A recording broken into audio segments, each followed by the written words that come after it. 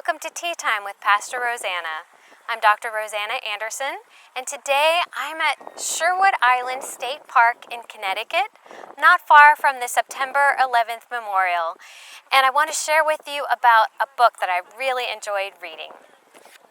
It's the old-time New England Cookbook by Duncan, MacDonald, and Robb Sagendorph. And it's full of great recipes, and it's organized in an interesting way, according to the seasons. And so it begins with early autumn, which is where we are now, and it's lovely.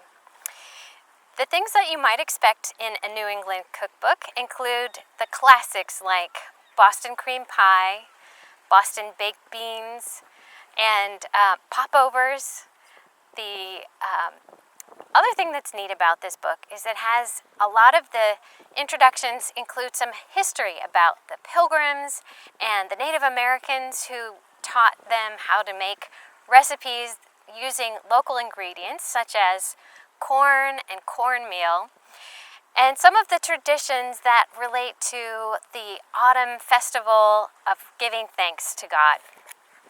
For example, did you know that they made cranberry pie?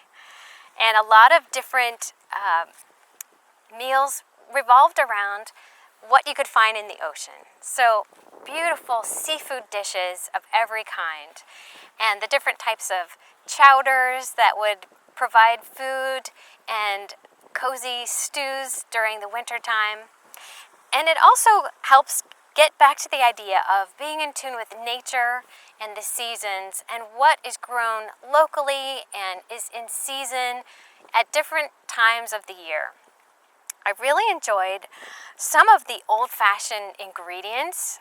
For example, maple syrup, of course, and things that we might not think about using, like roots.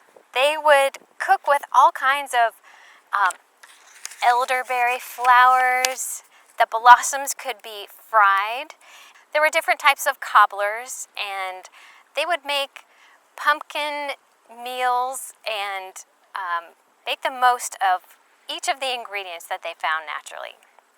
And because many of the early New Englanders were Puritans, they included some examples of their recipes like scripture cake.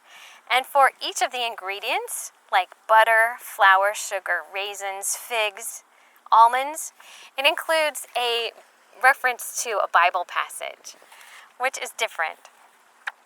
They also include a description from a letter that was written by Edward Winslow describing the first Thanksgiving. And he wrote to a friend in England, "Our harvest being gotten in, our governor sent 4 men out fowling, that so we might, after a more special manner, rejoice together after we had gathered the fruit of our labors. These 4 in one day killed as much fowl as, with a little help besides, served the company almost a week, at which time, amongst other recreations, we exercised our arms, many of the Indians coming amongst us. And amongst the rest, their greatest, their chief, Massaswat, with some 90 men, whom for 3 days, Thursday, Friday, Saturday, we entertained and feasted.